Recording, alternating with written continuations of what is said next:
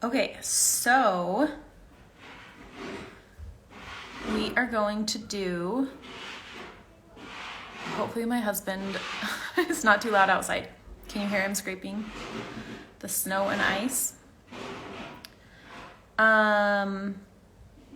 Okay, so we are gonna do our first cookie. Where did my, oh, there we go. Okay, so let's get started. You should already have your hoop traced. If you haven't done that yet, you should do that. Okay, let me get this flipped around and we will get started.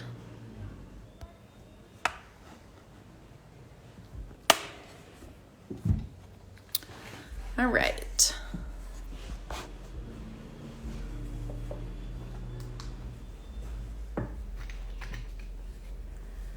So, I gotta loosen this a little bit more. I don't use a hoop stand very much, so it kind of just sits here and then I forget about all the adjustments I have to make when I use it.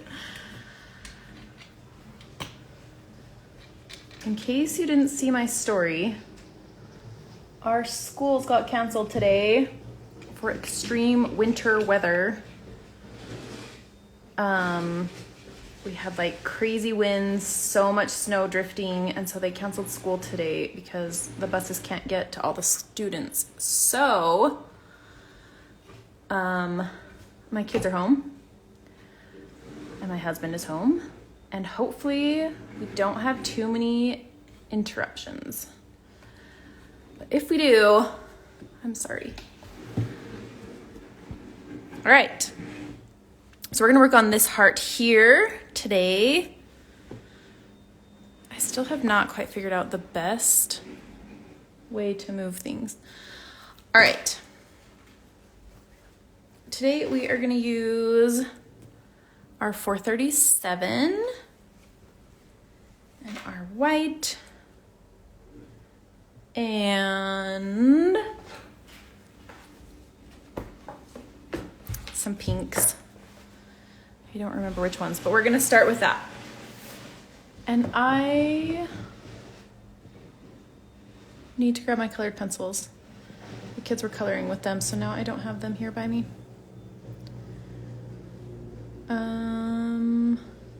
Sorry, we've been kind of crazy all morning. I apologize. I'm not as ready as I should be. Okay, let me grab colored pencils. 1 second.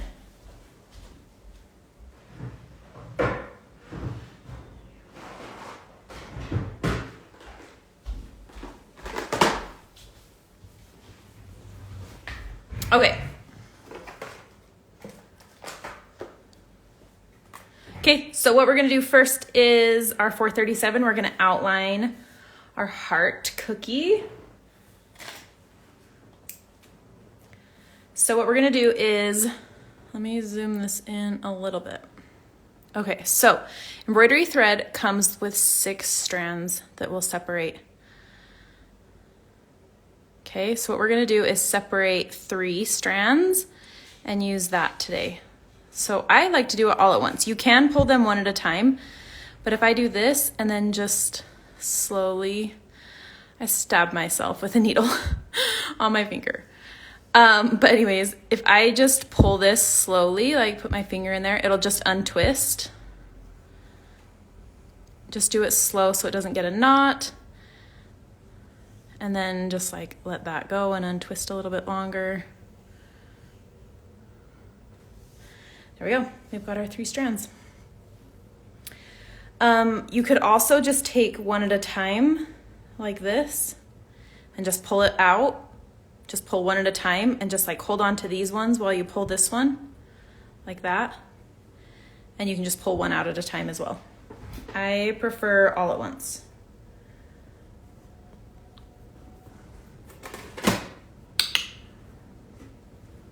This is my needle minder. My needle sticks to it. Okay, so threading a needle.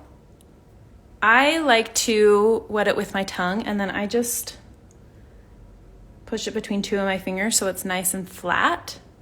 and then just slide it right into my needle. And then for a knot, there is so many different ways to knot your thread. I just tie it around my finger and make a little knot.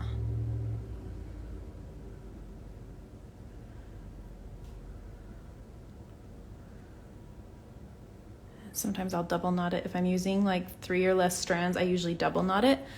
So once I have that looped, then I just kind of push it like that until it's like right by the other knot, and then I can pull it tight. Okay, let's zoom in a little more. Let's see.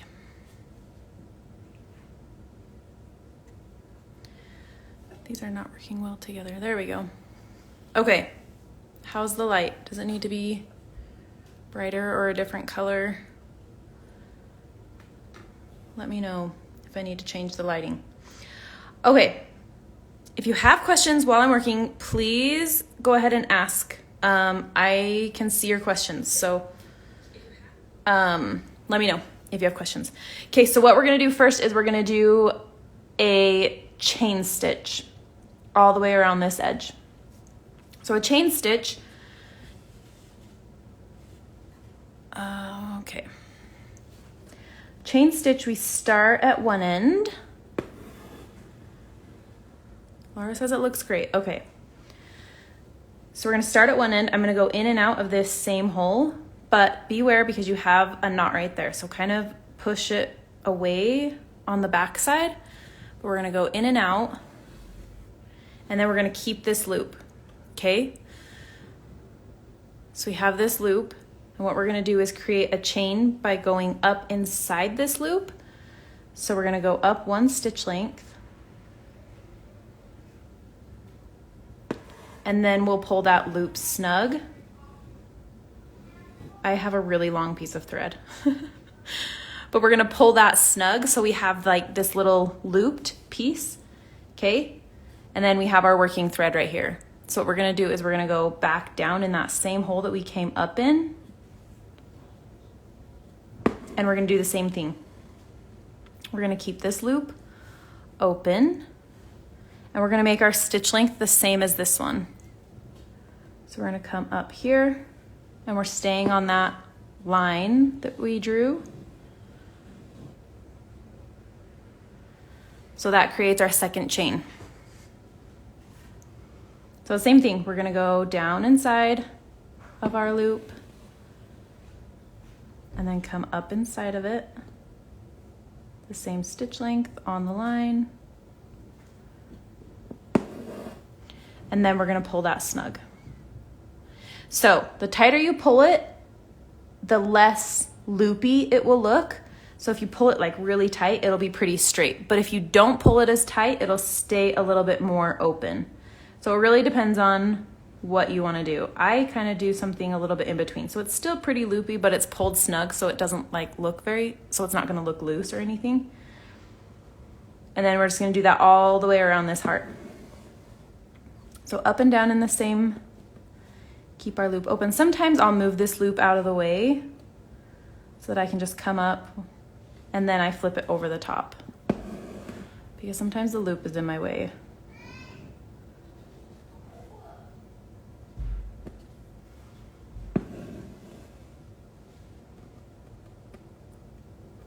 And this is a chain stitch.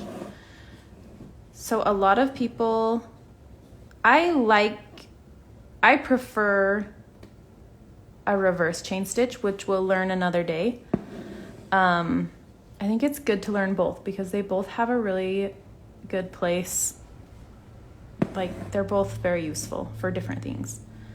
But we'll learn reverse chain stitch another day. So if you've ever joined my stitch alongs before, or if you know reverse chain stitch and you know you hate chain stitch, feel free to do a reverse chain stitch.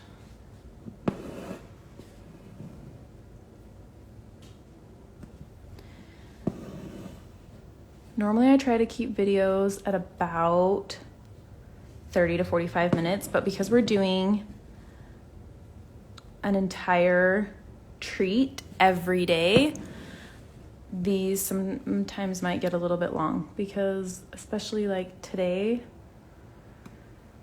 we're learning French knots today. I normally save them for another day, but so many of our treats are gonna have French knots that I don't wanna put off learning them, because I don't wanna, I just wanted to do them right now. I think it'll be easier if we just have it right up front, and then we'll just know how to do them. So we'll learn French knots later today, and then another day I'll teach you how to do colonial knots, which are very similar to French knots. Oops, I kind of let this go and it got a little bit twisted. So if this gets twisted, just untwist it before you start trying to do a chain with it, because if it gets twisted, it'll change the look of your stitching.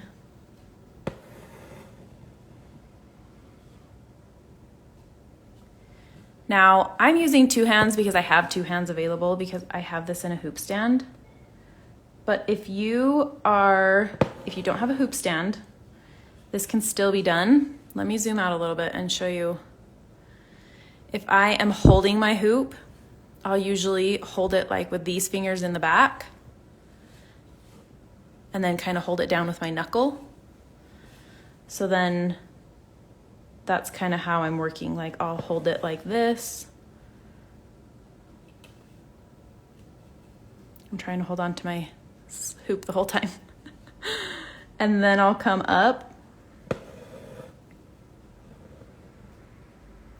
So then I can kind of hold on to it, but I still have these two fingers with these in the back. So that kind of just holds it steady.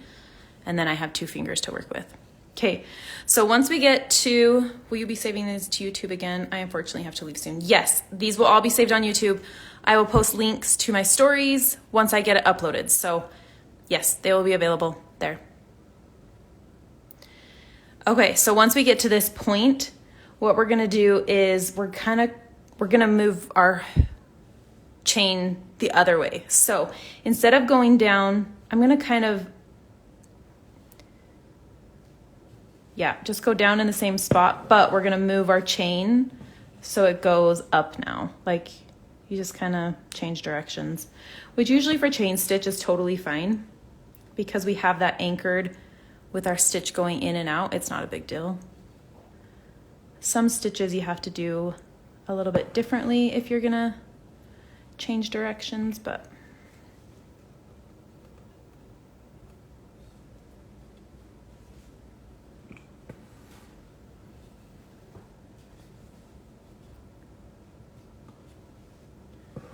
it shouldn't be too big of a deal with this one.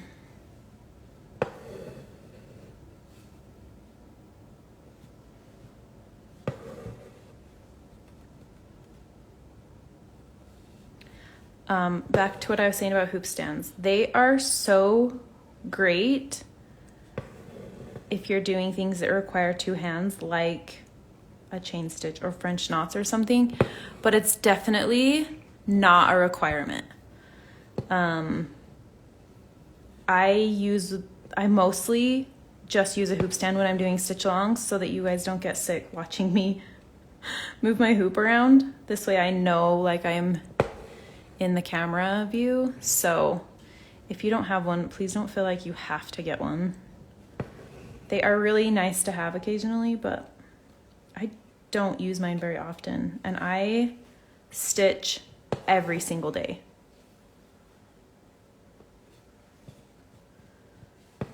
My finger is super sore. Yesterday the day before, I was stitching, and as I was pulling my needle like this, it got caught and like ripped into my skin. Oh man, so I had to do a bunch of stitching with a band-aid on. It's finally not bleeding, but it's super sore, so it's like hard to pull my needle through. I tried to take off a lot of time yesterday so that I wasn't too sore for today, but it's still tender.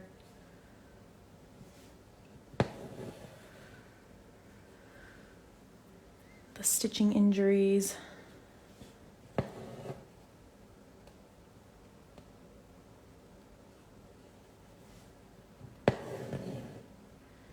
So as you're working, just make sure that you're pulling like your tail shorter as you go so that it's not getting caught in what you're stitching. Like if I can see, like if my tail is like in my loop, then it's too long and I'll pull it shorter.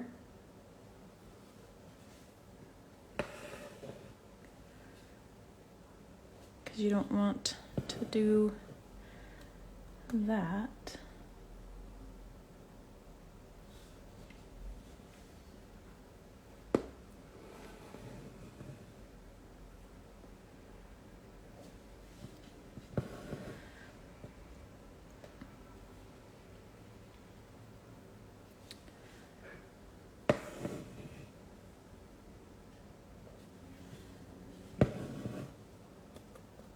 Almost to the end.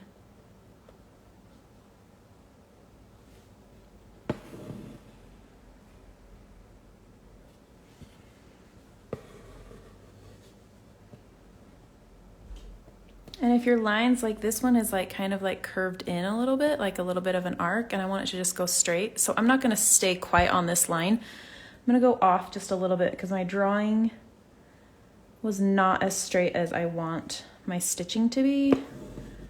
So if you need to go off pattern a little bit, that's totally fine. My stitches got really small here at the end.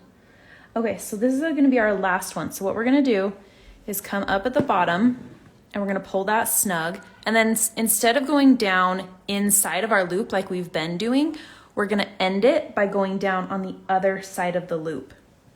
So that creates like, it just like tacks that down. So do you see how there's like this little tiny loop from inside the chain to outside the chain? So that just ends the stitch. So then we don't have to keep going. If we didn't like tack this chain down, then this whole thing would fall apart. So that ends our chain stitch. Okay, so tying off the back,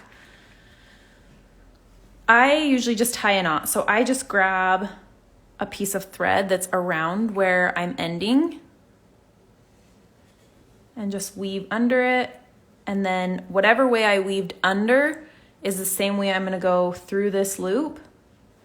Sometimes I'll go through it twice and then just pull it tight. And there we go. Now we can trim that little piece there. And we have our cute little cookie. Okay, now if you want to get crazy, what we're gonna do is we're gonna stitch like our white frosting next to the cookie.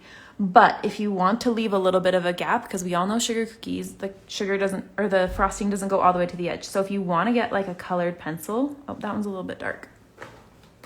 Hold on. I thought that would be the right color, but let me, that might be the best color I have.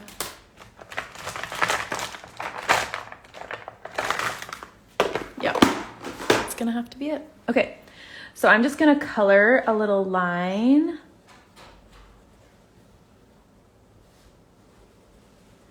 This tends to fade a little bit, like it'll just fade into the fabric a little bit. So you might have to do it twice or do it darker than you think.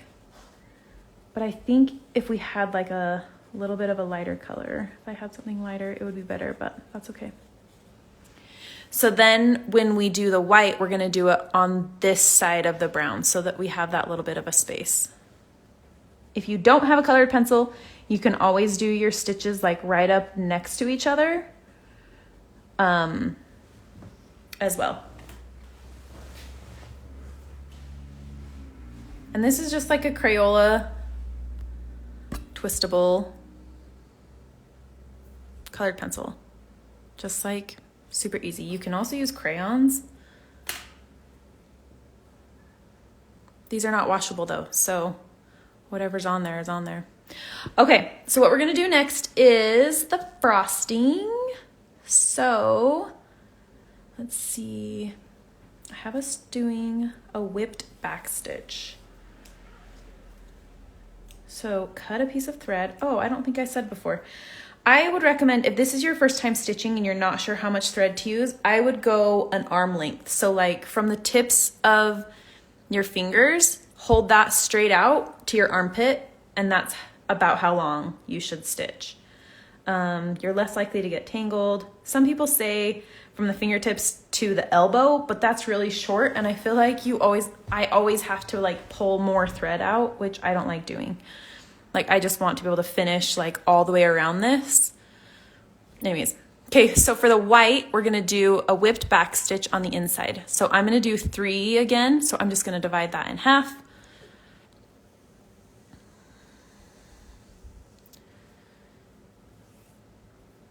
And just pull that all the way through.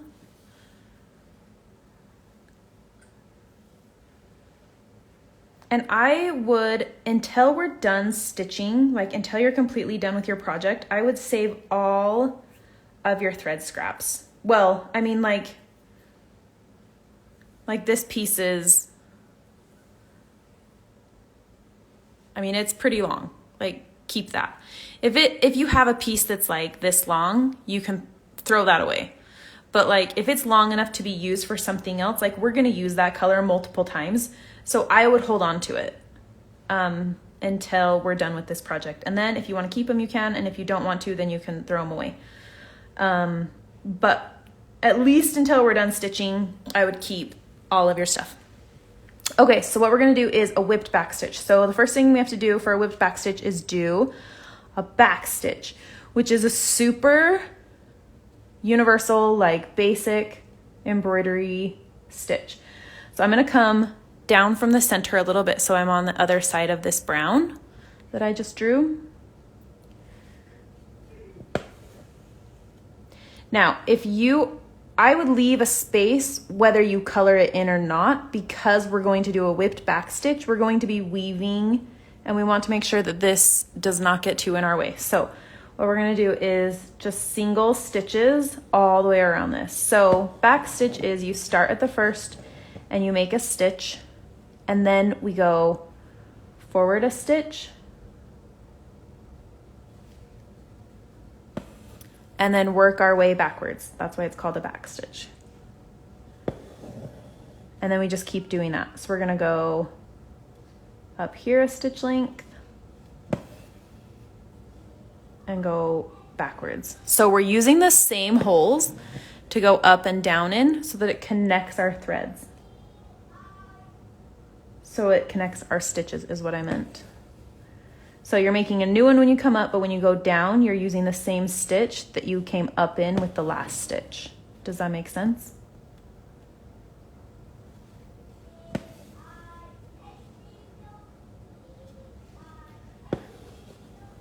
And this is a great time to practice. I know it's harder because it's a curved line, but you want your stitches to be as similar as you can, like the same length, because that's the best looking back stitch is when they are the same length. This is one thing that I always struggle with though. So if your stitches are not even, you are not alone. But we're gonna whip it, so it's not gonna make too big of a difference anyways. But it's a good time to practice because when we do some of our lettering, we're gonna want them a lot more even. So practice making them the same length, and if they're not, then don't like stress about it.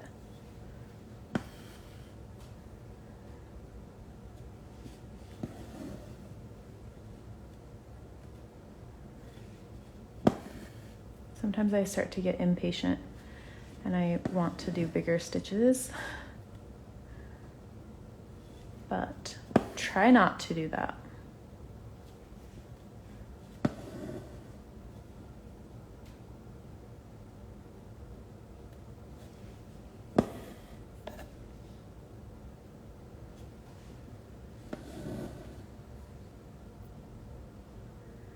Once we get down to this bottom, I'm going to show you a thread saving way to do backstitch. I don't usually do backstitch this way.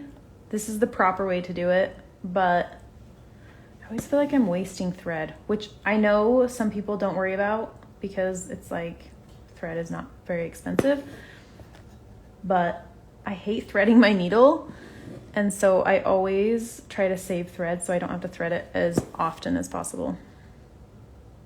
Okay, so what I do for backstitch usually is I go forward a stitch and then back a stitch. So I go like from here and to here, and then I go backwards. So I go forward a stitch and stitch back into my work, and then I come up in this same stitch here. So instead of coming like up here, I just come up right here. So then every other one is forward and the other one's backwards. So because I went down in this hole, I can't come back up in it. So I have to go like forward a stitch and stitch it backwards. But because I came down right here, I can come up right here. So it's just like every other one. If that is making your head hurt, then you can just backstitch the whole thing. But it just saves the tiniest bit of thread, which I like when I don't have to change my thread as often.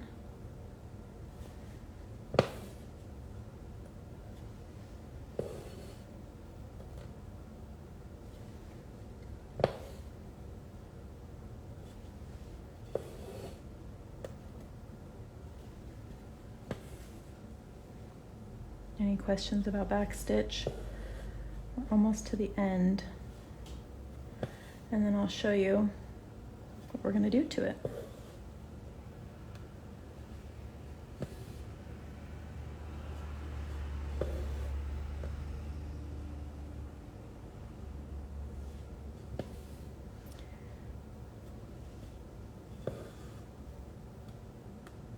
The only thing is, if you're gonna do this like thread saving way and you're doing a whipped back stitch, you need to make sure, because right now I would normally go from here down, but we're gonna do a whipped back stitch, so I need to not end at that spot. So I'm gonna come up here and work backwards. Okay, now let me show you what I mean by whipping it. So what we're gonna do is we're gonna come back up here where we started. Now remember that where we started, there's a knot. So just be careful when you're coming up that knot is not getting pulled through your work. All right, so whipping the back stitch. What we do is this is all on top of the fabric. Our needle won't go down until we get to the bottom. So what we're gonna do is we're gonna weave our needle under our stitches to create like a whipped look. So what we're gonna do is we came up at the bottom and we're gonna slide our needle under that stitch we just made.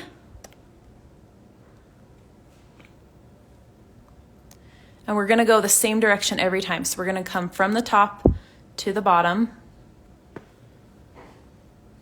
and then just pull our needle through. Okay, so then we're gonna go to the next one and we're gonna do the same thing. From the right side, under that stitch, and pull our needle through. So it kind of creates like a twisted look around these stitches. So every stitch will get one, we'll weave under at one time. The thing is to make sure that you're not grabbing any of these threads that we've already stitched around, and that you're not grabbing any of the strands that we just did our back stitch with. So I kind of like wiggle my thread or wiggle my needle under my thread like that.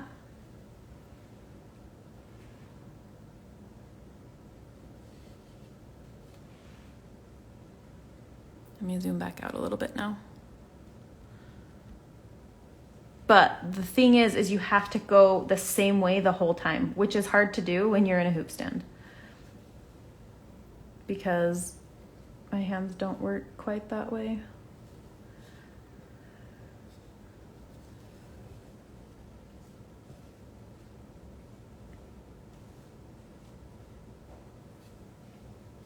It's easier when you have your hoop in your hand because you can like turn it as you're working. Now, if you're, I would go in this way. If you're going this way, you're more likely to snag your edge. Okay, does that make sense? How many strands is the whip back stitch? I'm a little behind. It's 3 strands. So 3 strands as a back stitch, and then we're whipping it with the same 3. So we didn't like cut our thread or anything. But I would work away from the edge.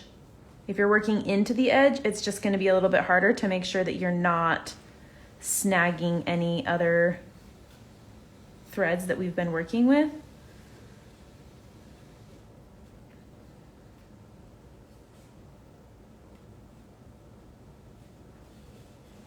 Another thing that I like to do is I use my middle finger in the back and I'll kind of push up like where I'm weaving. So like right here, my middle finger is behind it, like pushing up, because then it kind of gives a little bit of room for my needle to go through and not snag on other things around it.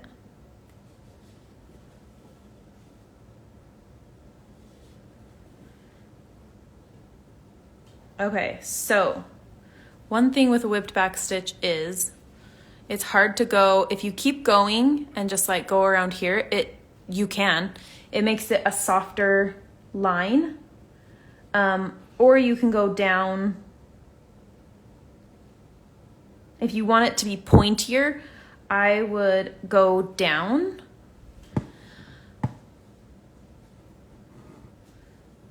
and then wrap it around something back here like this. And then you can go back up in that same spot that you just went down in.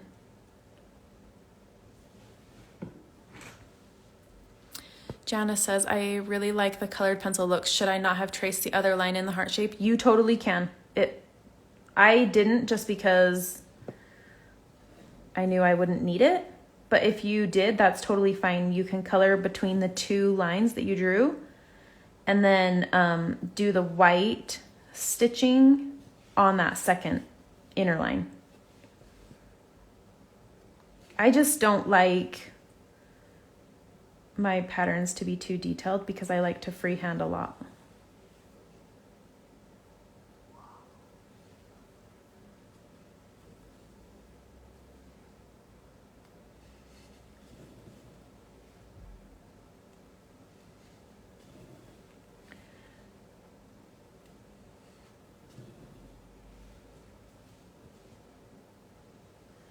Now, if your thread starts to look, mine is a little bit like twisted up like this.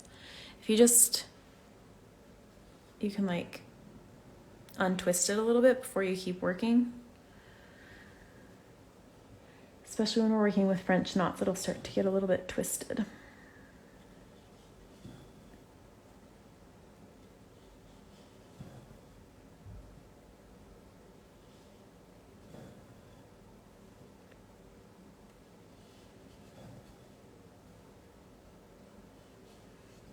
Okay, then we're gonna go back down where we started. Remember, there's a knot there. And there we go. So what that does is it, first of all, raises that back stitch up a little bit, so it gives it just a little bit more height. And it also softens that line. So if your back stitches are a little bit uneven, this makes them look like fabulous. So I like a whipped back stitch if I feel like my back stitch is looking a little bit uneven. It's a good way to kind of cover that up. So I'm just gonna tie this off.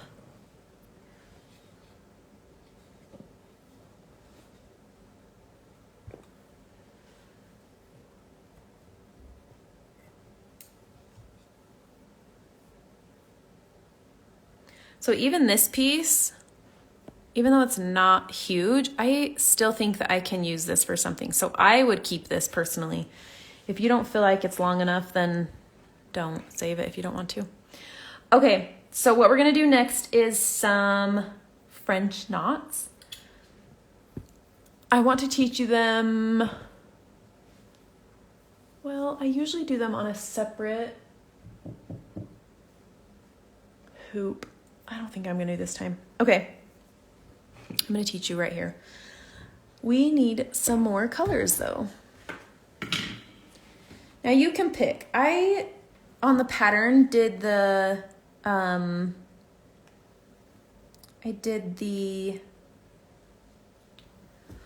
I talking about? I did the dots, 2 colors, and then the hearts. Like I did what am I saying? I did the dots as the 2 pinks and then the hearts as the red, which by the way, this was my one I had at home. They probably look similar on camera, but this was a lot more red than the new ones I bought. Anyways, so you can either pick one or both. I think I'm just gonna stick with one only because I don't want to change colors. But if you want to do 2 colors for your French knots, you totally can. I'm just gonna stick with one color. I'm gonna do the 776. And I'm gonna go with 3 strands again. So French knots will change in size depending on how many strands you use and how many times you wrap your needle. So since we're using 3 strands, they can be really small if we only wrap it one time, or they can be a little bit larger if we wrap it multiple times. I'm just gonna do one way this time, and then as we get working on different parts of our pattern, I will show you like wrapping it multiple times or whatever, wrapping it a different amount of times so that we can have like different sized French knots. Okay, so same thing, put it in your needle, tie a little knot at the end, and let's get started. Now, I am gonna draw some dots actually, I've decided. I didn't originally.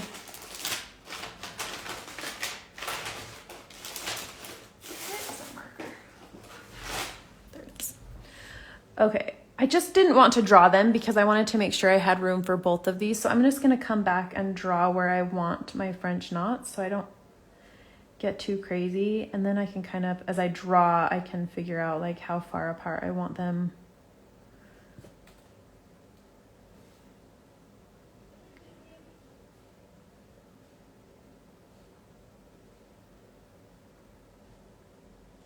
There. That's where I'm gonna put my dots. Okay, let's zoom back into this. All right, French knots. We're gonna come up from the back where we want to put our knot. French knots, it's good to have 2 hands if you can. But what we're gonna do is we're gonna hold our fabric out to the side. We're gonna wrap our needle 1 time, and then we're gonna go back down into our fabric. We're not going into the same hole, we're going right next to it. Hold on. We're gonna go right next to it. So we're not in the same hole. And then we're gonna slide our knot to the bottom, and we're gonna keep our fingers holding on to this part here. I have it, let me just zoom out. I'll zoom back in a minute. So we're gonna wrap it 1 time. We're gonna put it back down. And then I like to hold mine, like I hold on to my hoop like I was, but I hold this out to the side, kind of hold it fairly taut. We don't need it so tight that we can't get our needle through it, but once that's pulled kind of snug, then we can pull our needle through the back. And then I don't let go of my thread until it's about right there, and then that'll pull the rest of the way through. Okay, so let me do that again further away, and then I'll do it closer up. So we're gonna come over here. We're gonna hold this out to the side. We're gonna wrap it 1 time. We're gonna go back down, not in the same hole, move our knot to the bottom, and then push our needle through while holding on to this over here still on the left.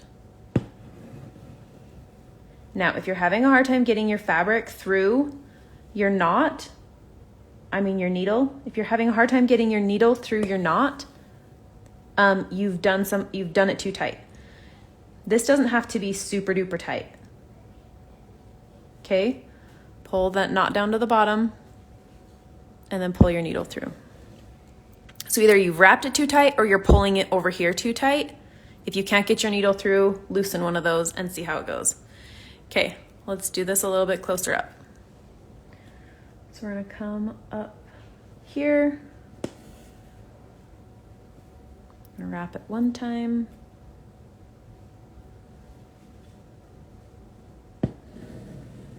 And then pull that through. This does not have to go quickly. You can do this slowly so you don't get knots. If your thread starts to like twist up, let it untwist before you try and keep going, because if it's getting too twisted, then it's harder to pull through and you're more likely to get a knot like right here. And then you've got a problem with your French knots. So if your thread is getting twisted, untwist it before you keep working. Like after you get down from doing a French knot, then just untwist your thread. Okay. I find if my thread starts to get too twisted, then I start to get knots when I'm doing a French knot. Like right here, like this is like twisting in on itself.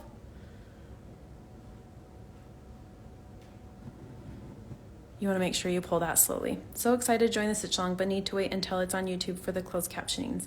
Yes, YouTube will add closed captioning. Instagram Live doesn't do that. That is why I upload to YouTube.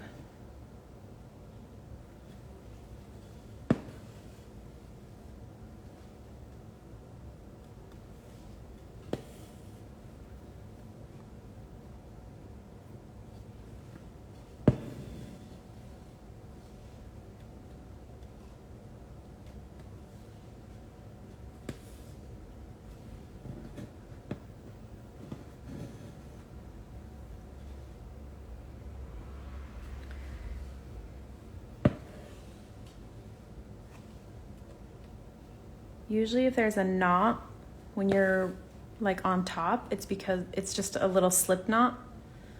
Let me show you. I have one in the back. Oh no, that's not a slip knot, that's just the end. Usually you can pull the knot out, but the thing with French knots, like going one by one like this, is once you take one out, you kind of have to take them all out. So work slow. Make sure you're untwisting your thread as you need to. Or practice on another piece of fabric before you start working on your pattern. That's usually what I do, is I have like a 3-inch hoop that I just practice French knots in.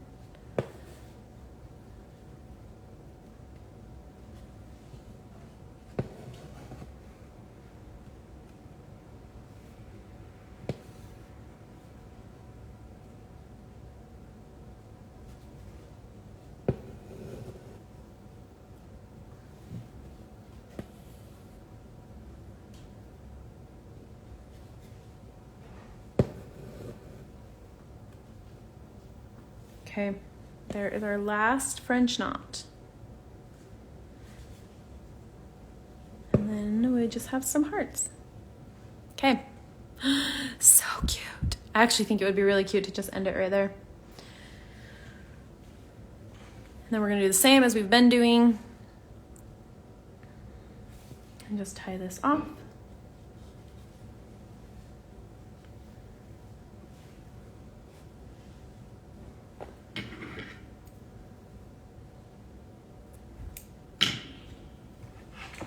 Okay.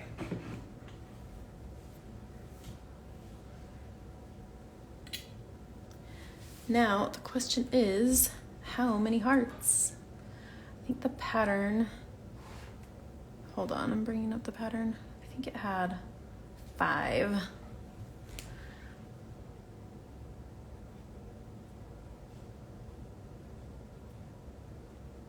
think I'm just gonna do 4.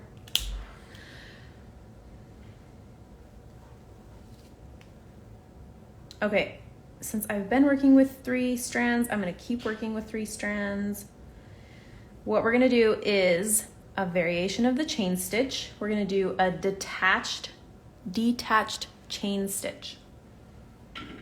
Okay.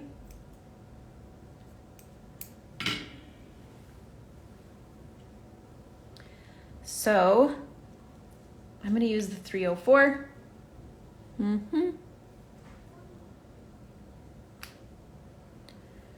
Get my needle threaded.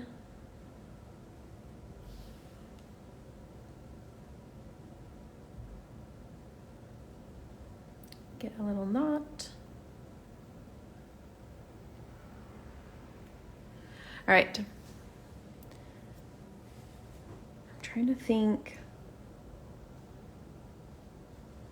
I don't like trailing my thread, so I don't want to like, I don't know. Okay, I'm gonna start down here. So what we're gonna do is we're gonna come up at the bottom of our heart, and we're gonna go back down in the bottom of our heart. In that same hole if we can, but remember there's a knot, so.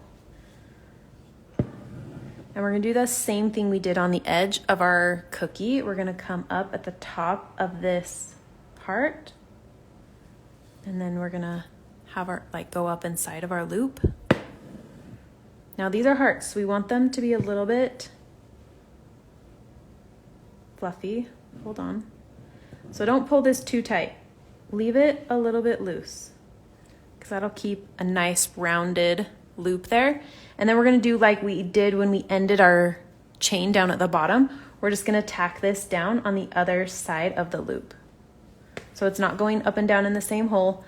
We're just doing that extra loop over the top of it. That's why it's detached, because we're not gonna attach anything to it. So then we're gonna come back up down at the bottom where we came up last time. I didn't pull that quite tight enough.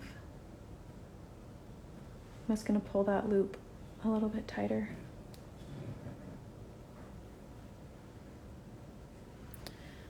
Okay, so we're gonna come up and down in that same spot. There's a lot of threads going in and out, so pull gently. Oops, I pulled my knot.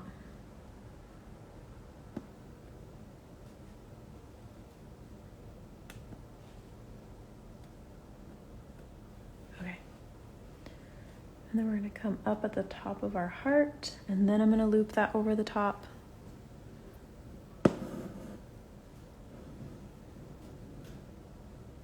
And pull that a little bit snug, and then go back down. And we've got our cute little heart.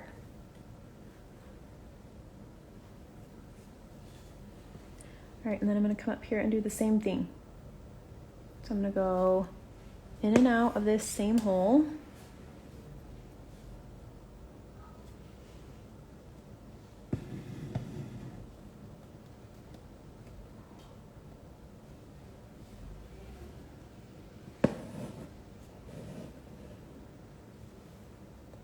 When I'm doing like detached chain stitches, I usually pull the loop out of my way before I come back up because I really want to see like where I'm coming up.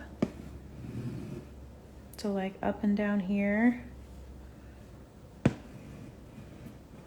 And then I just keep this over here while I come back up.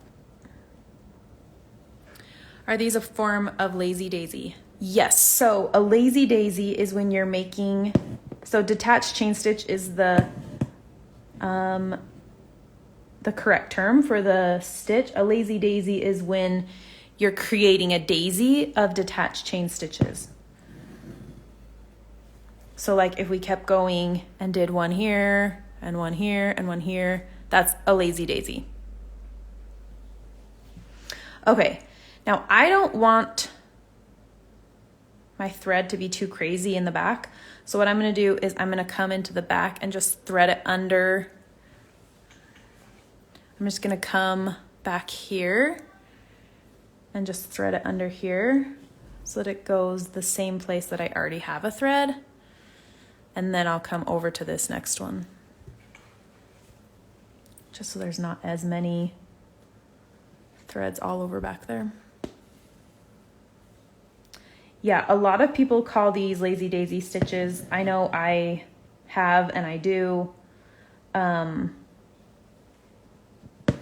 Detached chain stitch is the correct term. Lazy daisy is when you're creating like a flower with detached chain stitches.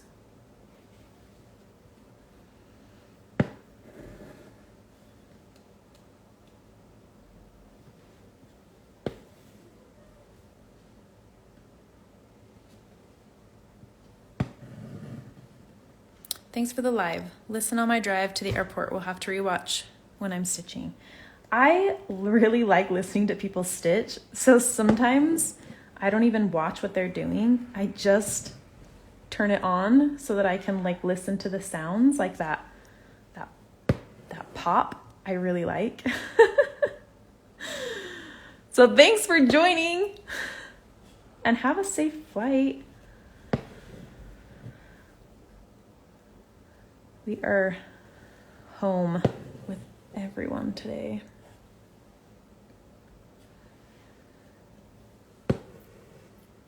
Whoop.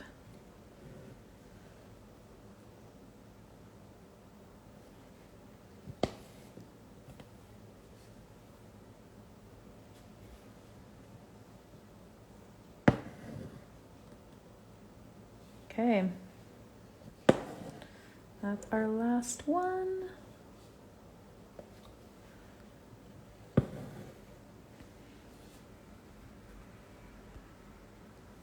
And tie that off.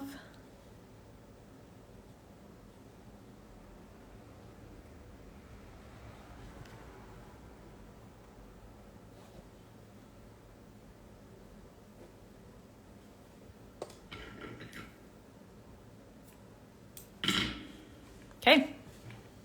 Day one. So cute, right? I'm excited. Okay, so work on that. Let me know if you have questions. And then tomorrow we will stitch something else. I don't remember what. Hold on. The XO cookie. So we're going to do this cookie tomorrow right next to it. So let me know if you have questions when you get working on this. And yeah, good luck stitching, and I will see you tomorrow. Bye.